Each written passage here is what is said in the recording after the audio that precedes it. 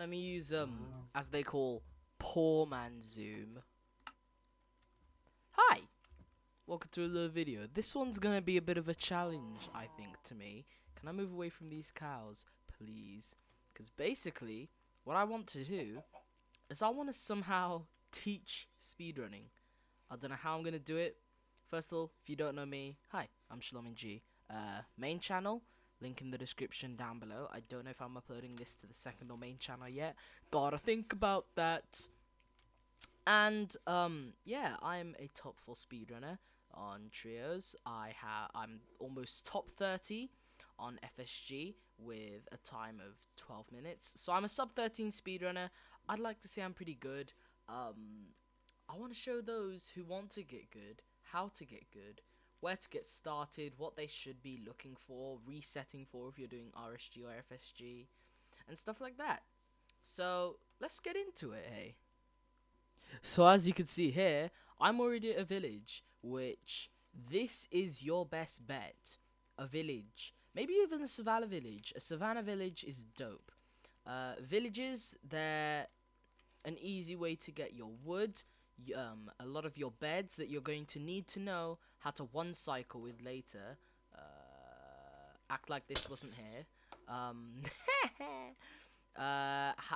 Food. You won't have to worry about food for the rest of the run, as long as you have hay and stuff like that. Maybe even golem. Obviously golem, so you can get iron. They drop 3 to 5 iron. Let's start with golem, should we? If you want to kill your golem so you can get your iron, you're going to want to axe crit it, right? And obviously, you're going to need to build up 3 blocks so he can't attack back at you. That'll be good. Hope you get at least 6 iron. Now, can I get something challenging out the way? Remember what houses to go to. So, let's say I've just spawned. And I'm like, oh, there's a village ahead of me. Let me see, is this big? Think of what you want to do first. Like, okay, is there a lot of houses in front of me? Do I want to go for beds first? Do I want to get my food first? Maybe I want to kill golem first. I don't know. When do I want to get my first pieces of wood and stuff like that? This is crucial when looking for time. This is actually a savannah village, and I think you could tell by obviously this being in a savannah. But the special thing with savannah villages is sometimes they can have chests. Oh, I would have been cool if this was one. But they can actually sometimes spawn with a bucket. And what you want from the overworld is at the least, a bucket and an iron pickaxe. If you can, get another one for the sake of a flint and steel. But yeah, that's what you want from the overworld. Now, the thing with this is that you can only really get 5 iron from your golem, at the most. So, how am I going to get the rest of the iron for whatever I choose to craft first? Because, let's be honest, mining it, what if there's no cave around? Like this situation. Or what if it's just a big time waste to me to just mine? Well, we're going to do this thing called COD strats. COD strats is where you get 3 emeralds, either with like finding them through chests, or maybe you can sacrifice a bit of the wheat, because let's be honest, there's a lot of wheat in a village. You could still get like a ton of bread and do this. These guys can sometimes trade you wheat for emeralds. So you're gonna somehow get 3 emeralds. However it is, it does not matter. Just 3 emeralds. Then you're gonna craft yourself a barrel. It's not very hard. All you need is some slabs and some wood planks. With this barrel, you can get this guy. This guy's very handy. Why? Because he could trade you this, a bucket of cod. It'll always be 3 emeralds unless you accidentally punch the guy, because obviously he's not gonna like you as much.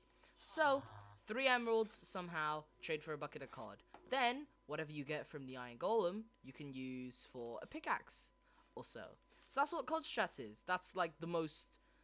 It's not very complex, it's not very hard to remember, and it's probably the hardest thing you're going to need to know about a village. Which, That doesn't sound bad, does it?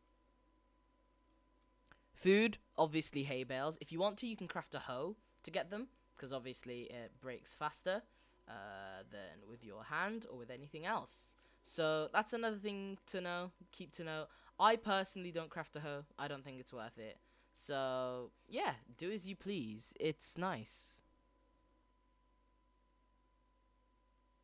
I've just realized I've shown how to loot a desert temple without unpausing my recording. Help. Now what I'm actually going to show you, like I said earlier, was how to actually navigate a desert temple. Desert temples are awesome, you know. They're not very hard to see. They're very distinctive, especially with this like big pit thing. So obviously this one's not a very good example, but it's still very obvious with this little pyramid thing. So it's really cool to see. You're gonna want to have at least some sort of pickaxe with you. I'm gonna die. No, I'm not. This is a really sad example. Goodness me. But you're gonna want to bring some sort of pickaxe with you. Maybe some food and some blocks. Some blocks, I'll show you in a second. I can't kill this creeper. Okay. So, you're gonna somehow get down your pyramid.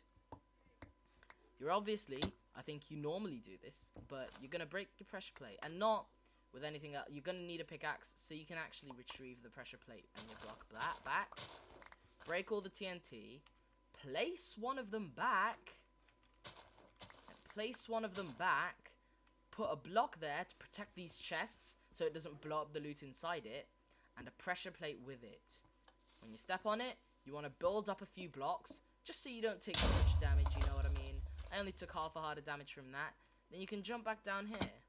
Collect your loot. It's a lot more efficient. You don't even have to mine for some cobblestone, because this already does it for you. Thanks, TNT. Sorry if I flooded your mind a bit too much, but last thing about the overworld is this. Well, no, not last thing about the overworld, or just to get your materials, you know what I mean, is a shipwreck. Now, there's a few things you need to remember about a shipwreck. What a shipwreck's good for, what you can get from it, and where to get it. Now, in a shipwreck, there's a good part, there's a food part, and there is a treasure chest part. The buried treasure chest bit is the one down at the right, where the back is. Where this big ramp bit is where the good part is. Now, a lot of the times you won't need that, because in the good bit, which is always the bit on the top, or the one with like a big gap, and always like at the face of the shipwreck, you know, it'll always have the good loot. And this is where you can get your iron. Very easy iron to get. So you can get almost all your iron from there. I think I was pretty unlucky there. Yeah, I was pretty unlucky and I got only 5 iron. So that's pretty sad. Down here is where your food will be. So this is the bottom half. This is where your other stuff will be. The one that you want to focus on is the food part. And no. Oh, am I wrong? Oh, I can't believe I was just wrong with that. So yeah, this is the treasure chest bit. If I open this, yep, there's going to be a buried treasure map. Sometimes it'll be here, sometimes it won't. You won't be on the map at all. So a lot of the times it's useless. And a lot of the times you won't even want to go for it. Unless you get like no food here. Which, the food here is pretty nice. So you can live on rotten flesh. If you want to, you can live on potatoes too. Sometimes it'll give you like stew. And it'll give you carrots. And with carrots, you can obviously craft golden carrots. And golden carrots being one of the best foods in the game, it's a very good food choice. I recommend shipwrecks if you want to, but to stay comfortable with starting off speedrunning, you probably want to learn villages. Get more comfortable with villages first, then go to shipwrecks, then go to desert temples are more for fun, I think. But go to desert temples if you want to. So, finally, you've got everything that you need. You've got your water bucket. You've got wood to take to you with the nether. You've got oh, I grabbed infested. We don't talk about it. We've got cobblestone. What did I say just then? I have no clue what you mean. Anyway, you've got the stuff that you need to take to the nether. Stone tools, iron pickaxe, most definitely iron pickaxe, and water bucket. Then you find a lava pool. You either see it from the light, you see it from its very distinctive orange color, or if you have subtitles on like me, you'll see the lava pops. Subtitles are very good, especially if like lava pools are underground. So that's really nice to have on. So yeah, now I'm gonna try show you how to make a nether portal out of a lava pool. So you need at least a 4-block gap, and like this situation, there's not a 4-block gap. So what do I do here? Well, I just make one. Now this is flat. I've got a 5-block gap here, so it's easy as that. I'm going to, at the second to last on one of the sides, I'm gonna place a block that faces the lava pool.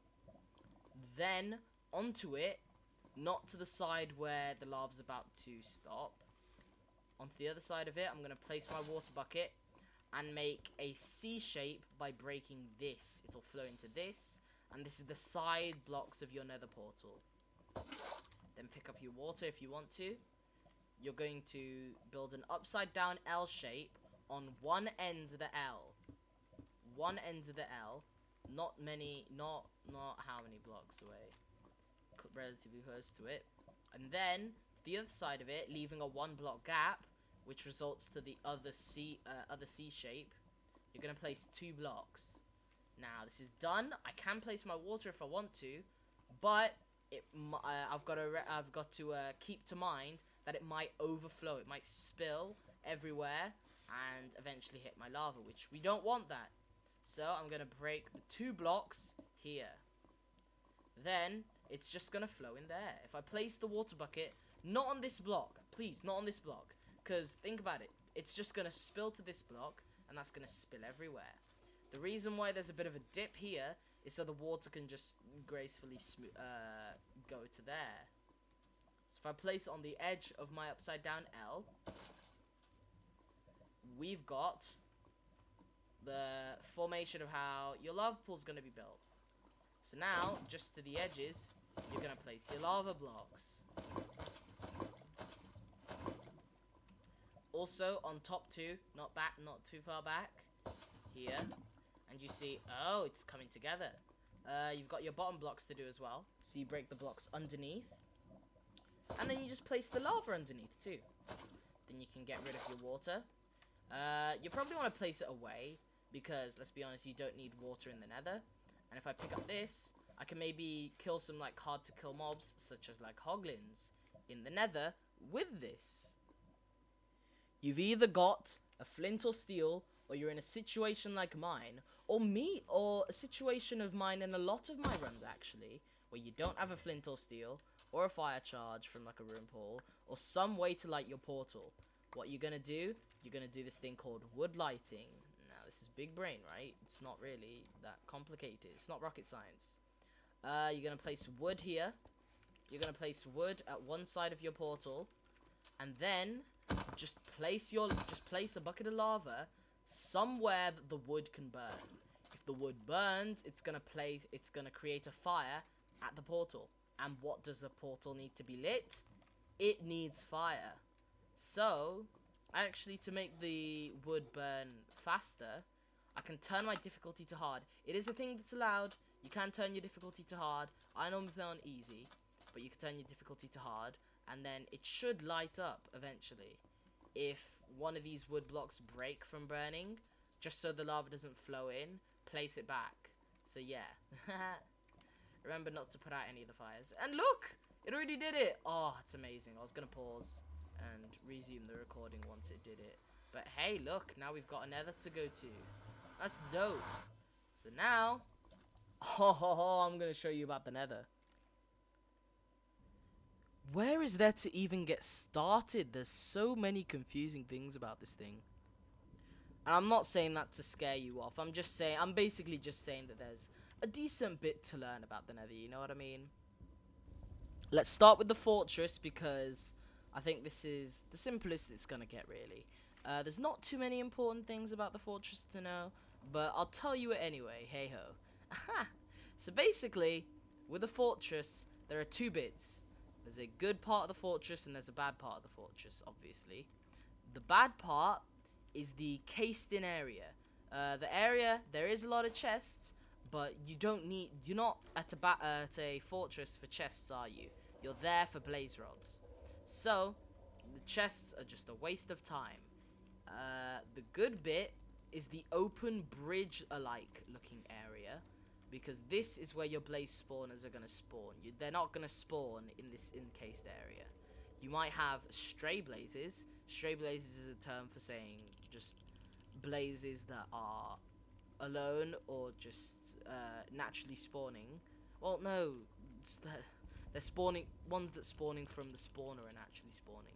But you get my idea? Yeah. Okay. So you want to be at this bit. You can't find this bit. You can only see this bit.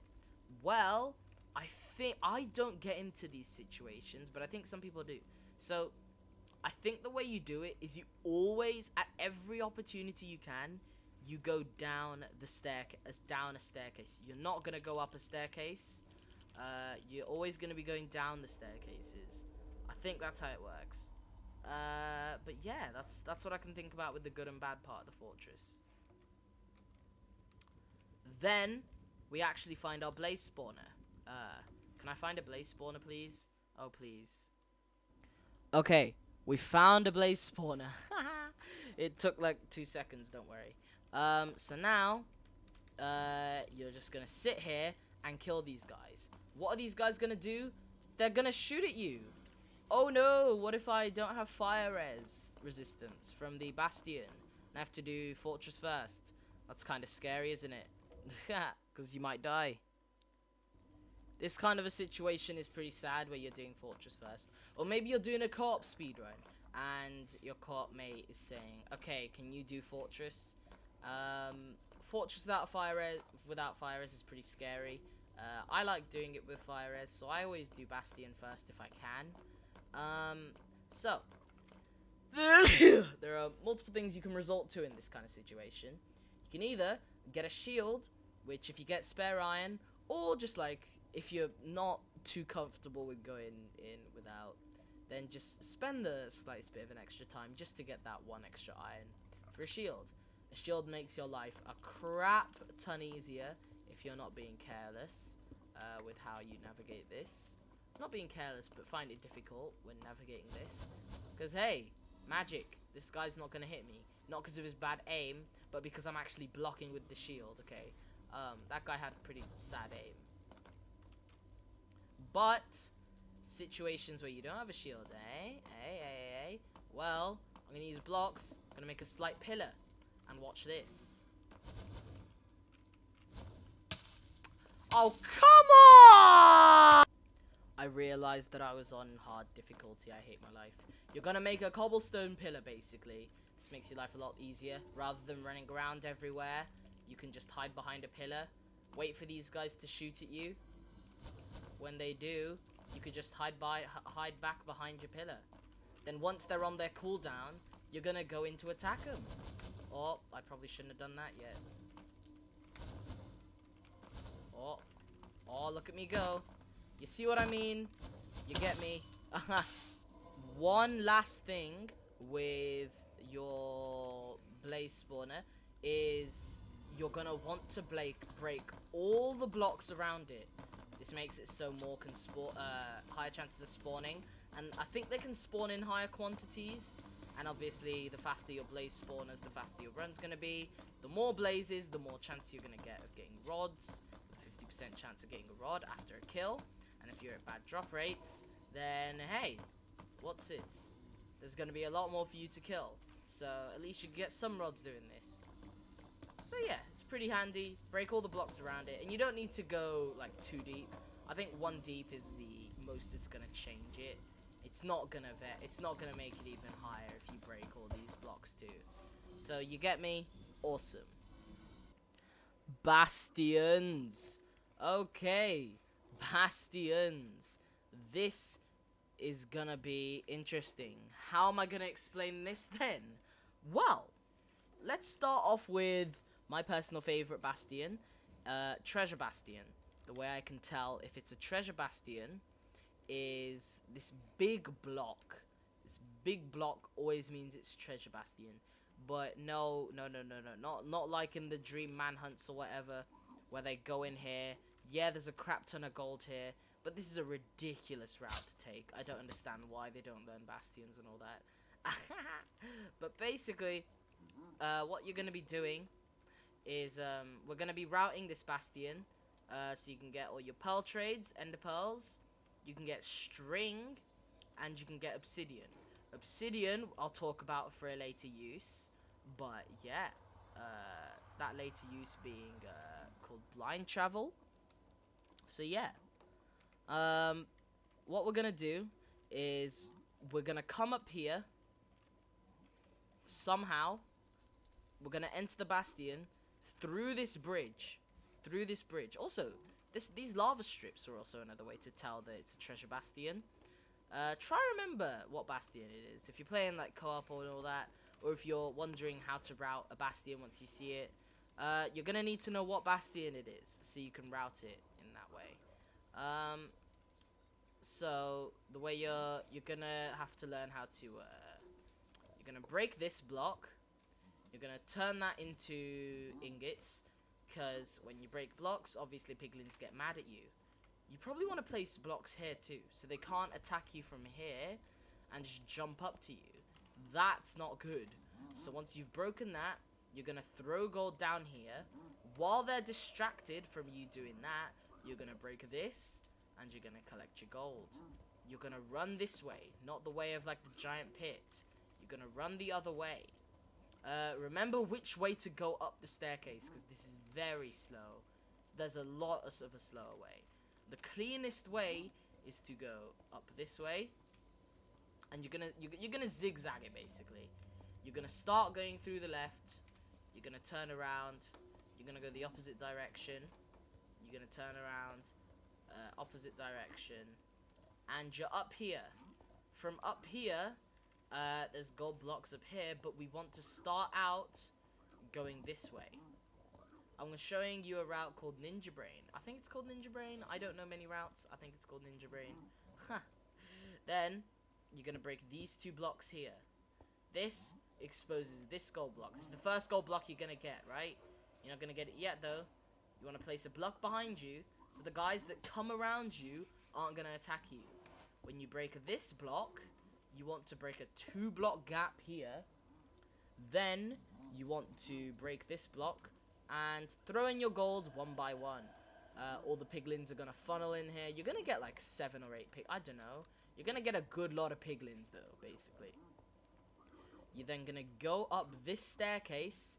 In this room where the double chest is, basically. Just remember this. You're going to go up the staircase. Up it. Then, you don't have to remember exactly where they are. You can just break all of this area. But basically, there's a gold block here. There are gold blocks that have chances to spawn. Here, I got unlucky. Here, I got decently unlucky. It's 1 out of 2. None out of 2. And then, lastly, there should be a gold block here. Now, I've dug down here because once you've gathered all your gold here, you're not going to run like a noob to all your piglins and give them all the gold, right? You're going to give them the fancy way. It's a very nice route that I like. And you're just going to break these blocks here. And it's going to open the spot that your piglins are trading at. So you can throw all your gold down there, and that's where they go. So that's really cool. You're then going to come back down. All the piglins should already be attracted by all the gold that's being traded. So, you can loot your chests. The only thing you really want to look for is like obsidian, maybe armor if you want to, iron if you want to, and crying obsidian, basically.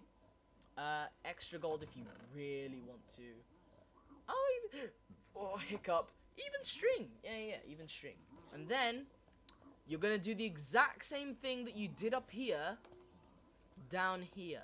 That's in terms of finding the gold. You're not breaking the block. You're not breaking a block here and going down who knows how many blocks. So yeah, gold block down there. Gold block chances here, 1 out of 2. Chances here. I got unlucky again, goodness me.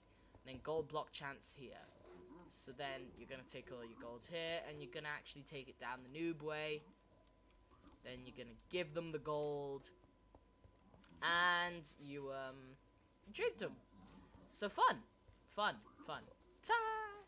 I'll show this Bastion in action, I guess, then. So, we're saying I'm in a run. Again, I've got the stuff that I need. I've got my food. I've got my iron pickaxe. You need an iron pickaxe to go into the Bastion with, okay? I'm realizing, okay, this is treasure. This is the giant cube block. And, okay, the gold blocks should be down there. Oh, God. Sorry, had to pause my recording to cough. These gold blocks should be down here. I'm carefully getting down. I'm going to place these blocks here so they're not going to attack me. Going to break this block. Turn it into gold quickly. Distract this guy so I can get this block freely. Pick up my gold that I gave him. That trade that he's doing doesn't matter. The whole purpose in that was to distract him. I'm doing the zigzag. I got attacked. So the zigzag got ruined.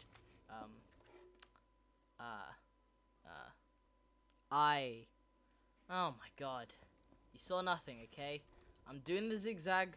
Remember this zigzag. I don't actually know what happened there, because that guy should not have stayed mad at me. I don't understand it.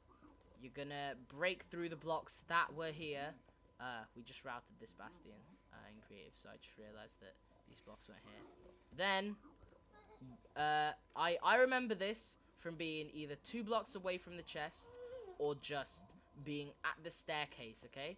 I'm gonna break the blocks here, and boom! What do I find? A gold block.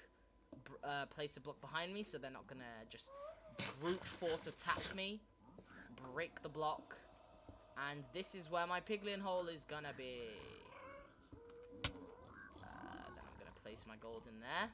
And look how many piglins! That's a lot of piglins. The more piglins, obviously, the faster your trades are gonna happen. So that's nice that there's a lot of piglins here. I'm then gonna, if you remember, go up here. Go up the staircase. And I already remember this, but you can just break all around it and just see how many gold blocks you get. Gold block at the top corner. Gold blocks either at the top or bottom. Oh, unlucky there. Decent there. And then there should be a gold block right here. And if you remember this dig down spot, 1 block to the right of where this gold block's meant to be, I could just dig down. And it digs, no way. That cannot be scripted. Okay. And then I throw my gold in there. Aha, and they're trading. How cool. I then come down and realize, oh, they've already done it. They're all trading. So I can just open and loot this chest here. There's a gold chest plate for me. I'll use that, why not? I'll then go up here. Do the exact same thing. Check for the gold blocks. Gold block up top. Not the bottom. Gold up top here. And gold to the bottom right. So Pog Champ. Then I'll go back down. And to be honest, this is a really sad treasure bastion. I should have gotten at least like 2 or 3 more gold blocks than this bastion gave me. But you know, we're making it work, okay? And we're gonna give them this. This cannot be scripted. Like, this is not. Aha. I'm gonna jump in this little pit, see what they've given me, and it's not only ender pearls you're caring about, okay? I see these like fake speedrun jokes, and it's just, oh look at me, 1,000,000 ender pearls. Goodness me, those jokes are so old. Or I'm just really sad. I'm getting boots. I'm just taking everything I can. Fire resistance, these really help you at the fortress. When the blazes shoot at you, they don't do damage to you. So the only damage you can take from blazes is their melee attack, which obviously is really good. Hopefully, if you're not unlucky like I was here, you would have gotten string. I did get string. I didn't get very much, but it should be enough string to craft a decent amount of wool. And using that wool, you can craft some beds. Beds being used for one cycling the dragon. I actually got pretty lucky here and got my obsidian. So I was pretty lucky here, yeah. Holy crap. I got 11 obsidian over that small amount of gold. That's pretty nice. So I'm leaving with really small amount of string and everything. Honestly, if this was a real run, I would have reset it at this point and thought, wow, my luck sucks. I'm just gonna reset here. So now, with Treasure Bastion out of the way, let's move to the next Bastion. Now, moving on to Housing Bastion. This is my second favorite, and this is the second one I could find. Okay, so first of all, how do we know that this is a housing bastion? Well, the ramparts I think, only look like, I don't know how to describe what it looks like, but I think it only looks like this in housing. It might look like this in stables too, but we'll talk about that later, or I'll see it later actually. These chest parts, these are good. Good for finding obsidian. Look at that. Very consistent with good loot, because there's a lot of chests here. This is a double chest, and I think it can go up to being a triple chest part. Don't rely on me too much with that say though. Yeah. A much easier way to notice that it's housing basically is the soul sand in the middle. Oh my gosh, this is so unlucky. Hey yo, I'm blocking that off. Nah, fam. That's pathetic. Hey yo. Like I was gonna say before that lava just like completely just trashed it. Screw you. A much easier way to notice that this is housing is the soul sand in the middle. You'll only find this in Housing Bastion, okay? That's good. Okay.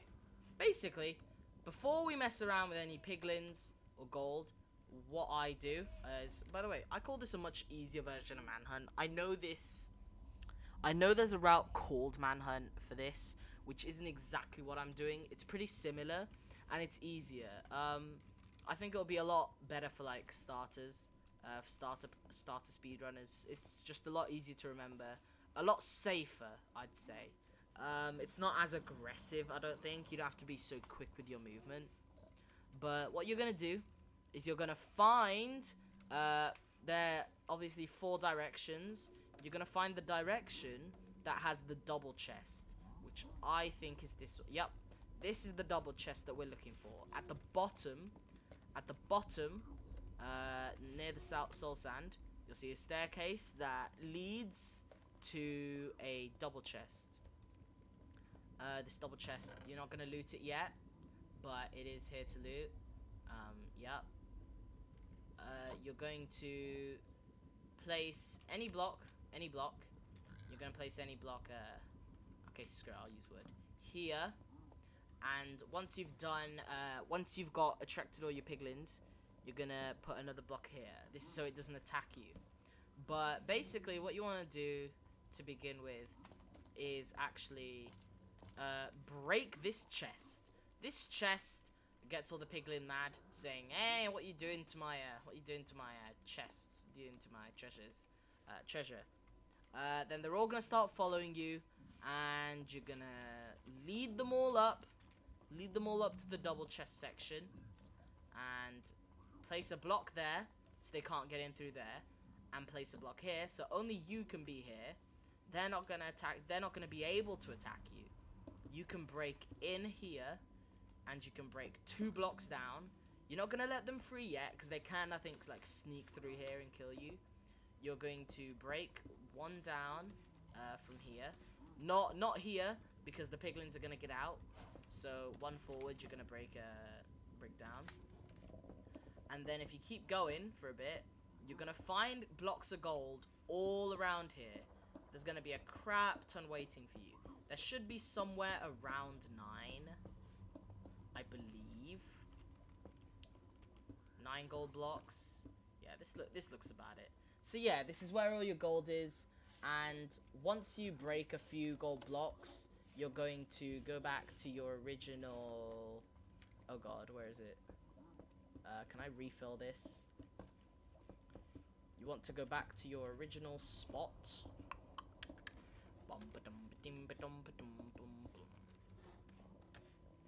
Is the original spot here? Where did I... Oh god. Yeah, I trapped myself in. What? Yeah, I did. Okay. I don't know what I'm doing here then. So once you get a decent amount of your gold blocks, all the piglins that are mad at you, if you break the block right over here, then just keep throwing your gold in there. Instead of attacking you, they should go into that hole. And yeah, you break the rest of the gold blocks, you give it to them, and you wait for your trades like we do with all Bastions, okay? So I think this one's a lot less complex. I explained a lot in the last Bastion, like goodness me. Treasure. It's my favorite. It's because like it's the most up-to-date one that I know how to do, basically. But I guess yeah, let's show this Bastion in action. So when I see a housing Bastion, I'm gonna be like, oh, okay. I get a boat out. Boat. Hopefully you brought extra wood to the Nether, so you can craft one if you didn't have one already.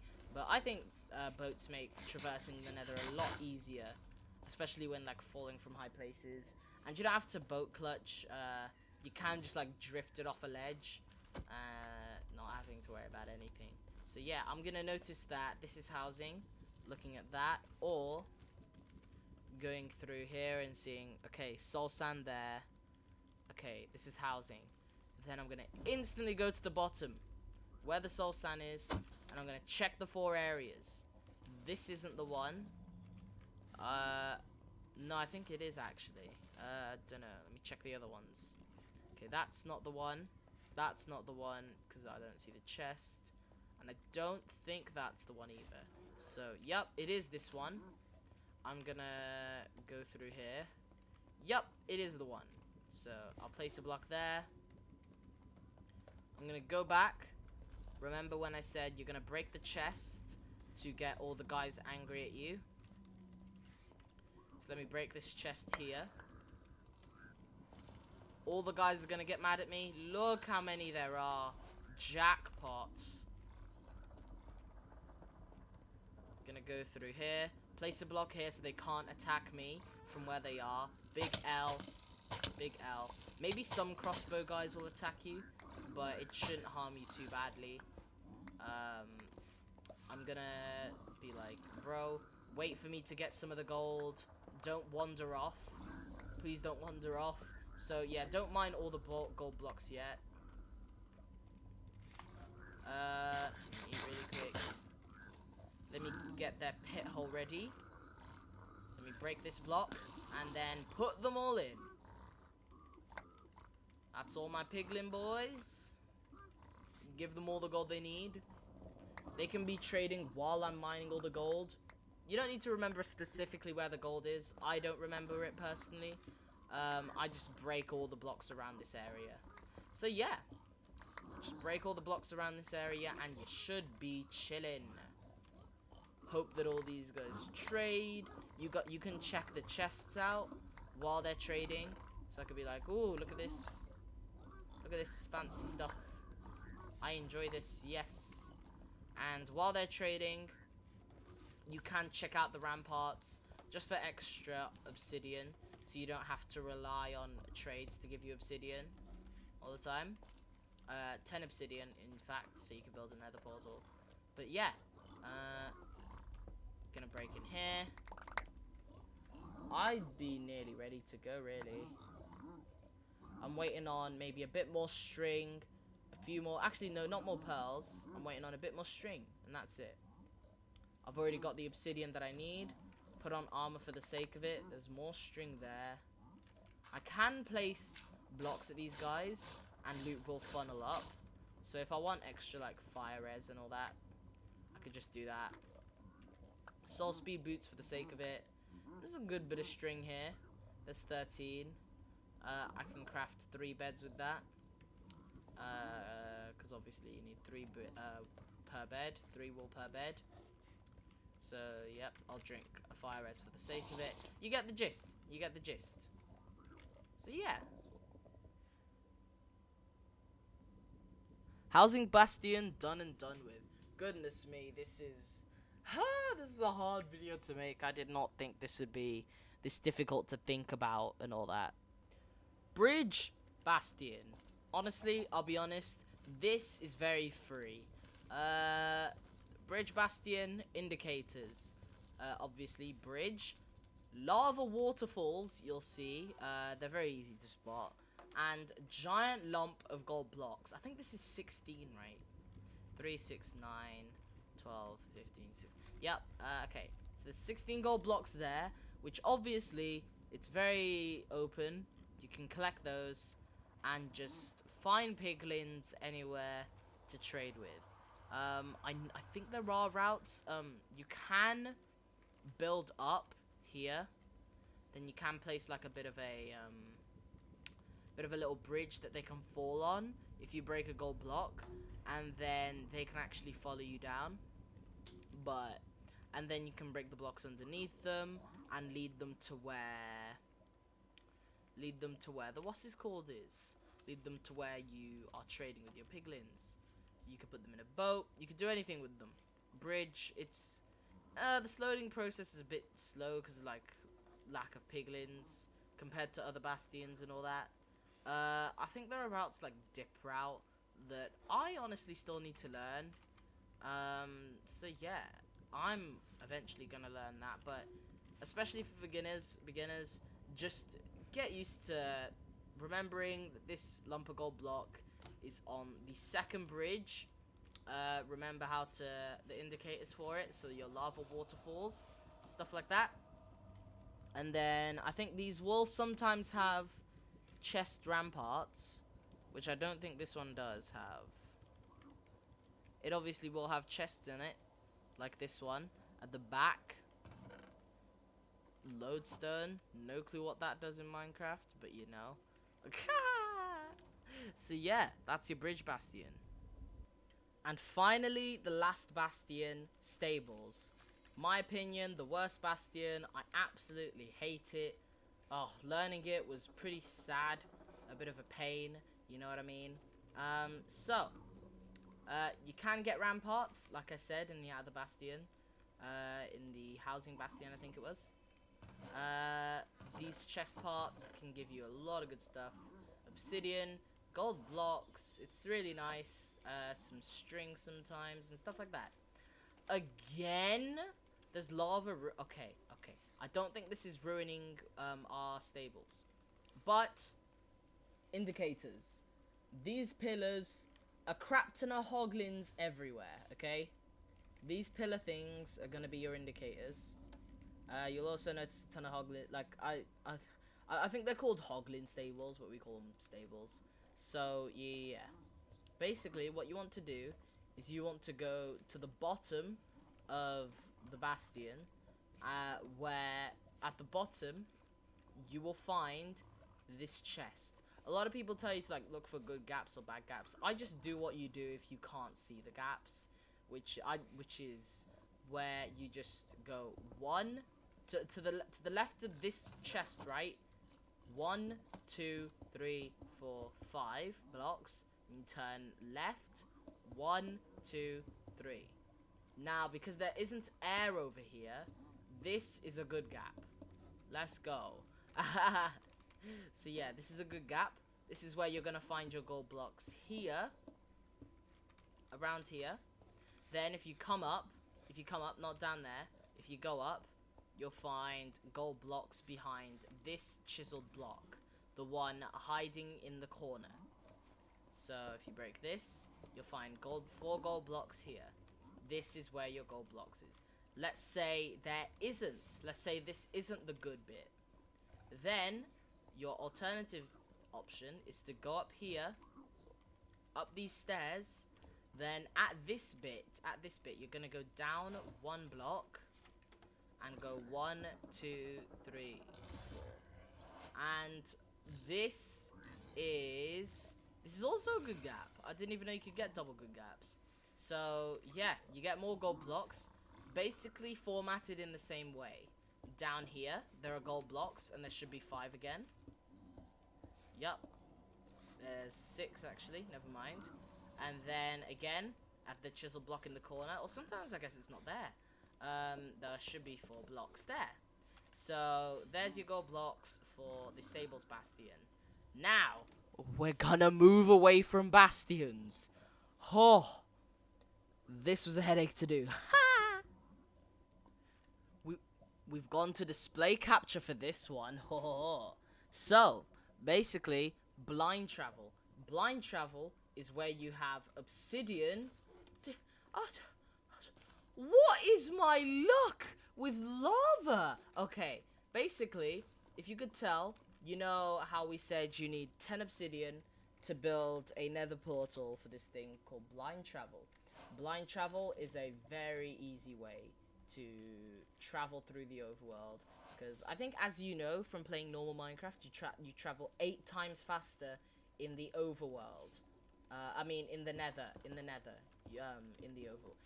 the overworld, you travel 8 times faster through the nether. Okay, so you want 10 obsidian so you can build a nether portal like this. Now, how do I know how far I'll be away from the stronghold? What if it's like just a really bad gamble? Basically, there are like average coordinates that you can go to. So I always aim to go at least 150, 150 or 120, 120. And because of like some sort of like terrain you'll be in, depending on what it is, you might find a good enough point, you know what I mean? And this is a good enough point. This is close to 120. Well, no, this is basically 120. Yeah, this is basically 120. And then I can't get 120 on my, what's its coordinates? Z coordinates. Which is unfortunate, but you know, we can live with it. So, we could just build our portal here. But how do you know where you should build your nether portal? Well, realistically, you should try be building them at 120, 122. Or 150, 150 like I do. But there's this graph that I found. No, not graph. There's a little bit of a visual way to know where you should blind travel, depending on what ring that you... Because we do aim to always go for the first ring when we look for a stronghold, just so it's not too far away from spawn, so we don't have to travel too much, not waste a lot of time in our speed runs. And yeah, credits to K4 for this screenshot. That's where I got it from, at least. But yeah, basically it's telling you don't need to be exactly at the coordinates, just like a good enough point, you know what I mean? And it doesn't matter if you're, so let's say this is 0, 220. It doesn't matter if you're 0, negative 220. Posneg is fine. So yeah, that's something to note down. Now, another thing, we're staying in display capture for this bit as well.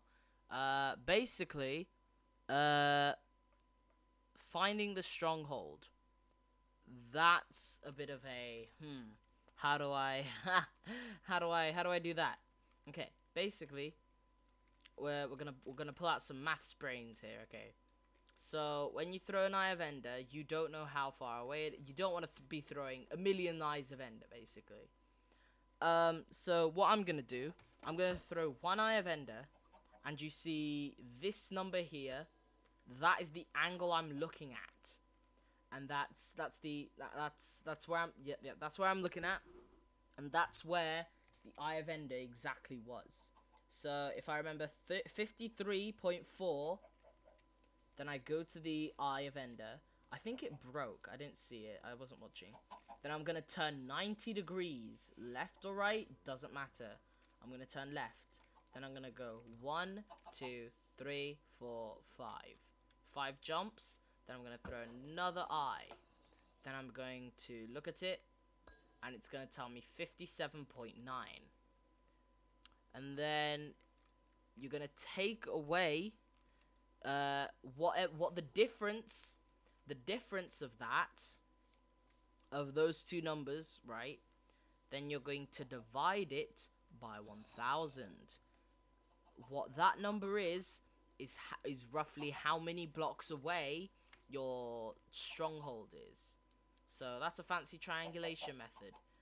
Instead of like throwing a million eyes of Ender and having like a million of them break, then you could just do that and think, I've traveled roughly however many blocks. Now, was mine a difference of 4? Now that shows to be pretty good, because you're not allowed a calculator while speedrunning. But I could show you this bit of a cheat sheet that I have on my other monitor thing, and it's this.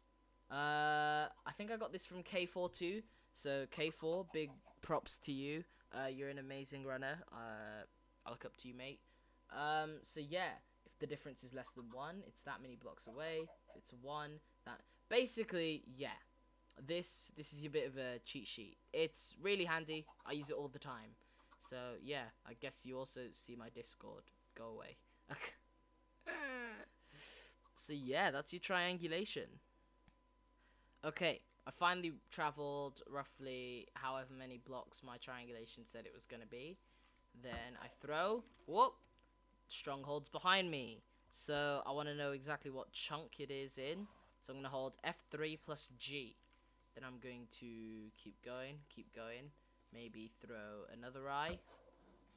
And okay, it's one of these two chunks. And I think it's this chunk because it would have flew into that one. So yep, it's this chunk because the eye went straight down. Now, in this chunk, I'm going to hold F3. Yep. And I'm going to, you see the number that says underneath the coordinates, 2 under, it says chunk. And if I move around, it's like another coordinate system almost, but for chunks. So basically, in the chunk, I want to go 4, 4. And what this will do is it will take me, well, like 4 whatever number, because the second number is height, so it's your y-axis. 4, 4. What this will do is this is going to take me to the starter staircase of the stronghold. And why it's so important that we start at the starter staircase is because we can say, okay, so our portal room is like 6 rooms, is it? 6 rooms away from here. So yeah, and here it is. It's not far away from the starter staircase, which, oh my goodness me, this stronghold sucks. Look at this. Like, what do you call this? Goodness me. Aha! So yeah, this is where you're gonna find your portal. It was a 2-eye. Each has a, like, I think, what's its chance to have an eye in it. So a 2-eye is pretty lucky. It's pretty good. Haha. You've done absolutely everything. Finally, you're in the end. And what you're gonna do is this thing called one cycling. Screw bows and arrows and all that stuff. You're gonna press F3 plus B. That opens hitboxes, and this makes it a lot easier, actually. So what I'm going to do is I'm going to place one here, so I could step up here, and here, and I'm going to place it like this, in this kind of a shape. This is specifically and importantly with obsidian. So when I place the beds, because when I'm in the end, I should have like, I don't know, like 7 beds on me. But if you need more beds, that's fine. You'll figure out how many you need once you've actually learned how to do it, once you get comfortable with it, and you'll just get better as time goes on. So when I build these beds, this isn't going to blow up, as if it was any other block, it would blow up. So it's good that this is obsidian, or crying obsidian. Crying obsidian works perfectly fine, and is what I use 90% of the time. So we've placed this at the podium. We're gonna go south. I don't know technical reasons, I just play the game fast, but you want to go south. And then you're gonna wait for him to do this motion, where he snaps his head and turns really rapidly. This is called perching. Then, when he gets close enough, you're gonna blow up the beds. It's not gonna be a good perch. Oh, whoops. So yeah, as you can see, I'm blowing up the beds. What? Did that not kill him? I'm blowing up the beds as his head hit, like, was completely on the bed, because let's be honest, I could blow up the beds whenever I wanted to, but I blew it up when his head was there, because that's obviously going to inflict the most damage, resulting in you needing less beds to go to the end with. So if you get that, yeah, it's pretty cool. So you beat the game. So yes, very happy. I didn't count how many beds that was, but I think that was decent. I didn't expect him to perch like that as well. But yeah, you can see I went south and he just got a perch. So that's cool. You're gonna jump in here and you're gonna end your timer. Dope, am I right? You're gonna also slash seed and then bingo. You're able to submit your run. So yeah, I've just taught you how to speedrun. Isn't that cool? But wait. One last thing. You have no clue how to do that bedding thing. That bedding thing's called one cycling, by the way. How do I do that wizardry with beds? Well, you're gonna download a practice map. Emma's practice map is amazing. It's all over the internet, all over YouTube and all that.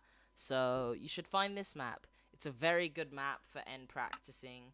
You could set up however you want your podium to be. So I think this is how you do it. Edit custom platform. And this is how I set up, because this is how I set up in a real run. And what I can just do is I could say, okay, save. Then I can start this perch, which I'm going to turn down my volume for. And then I'm gonna hold, obviously, F3 and B. And I'm going to practice this, which I kind of failed at. I don't know how I managed to do that, whatever I did. But I did. So I like to break the torches so it doesn't get in the way. But yeah, remember, you're blowing it up at the head. So when he spins, basically. Oh my gosh, I'm so bad. But yeah, if you download this map, it's a very good practice map. Props to Emma, man. Getting knowledge. I could probably make one of these maps. I should make one of these maps. My goodness me, I should make a speedrun practice map server. That'd be dope. Would you guys want that? I think that'd be cool. I think I'd be cool doing it. It's kind of trash. I got my first 5-bed earlier today, by the way. So that was pretty cool. I normally 6-bed. I don't know why I 8-bed then. But, you know, I used to like 11-bed. It was pretty sad. You're going to get better as time goes on. Just stay consistent. Keep playing. Realize how much damage you're doing and thinking, okay, I think to myself that I'm meant to do it, explode the bed when the dragon is here. But obviously, looking at this, I'm not doing enough damage. So I'm going to blow it up when it's here instead. So, you get me? I hope you guys have enjoyed this video. If you have, be sure to hit the like button down below. If you have, also subscribe. Really helps me out. Check out the main channel, ShlomNG. This took a while to make. Goodness me. But yeah, I hope you enjoyed. I hope you guys can get into speedrunning like I did. It's amazing. I love speedrunning. It's what I do with a lot of my time now, and I'm proud of what I've done with it so far, and I plan to go for potentially some world records in the future. I think I'm really close. So yeah, wish me luck. I wish you luck if you plan on starting your speedrunning journey, and I'll see you next time.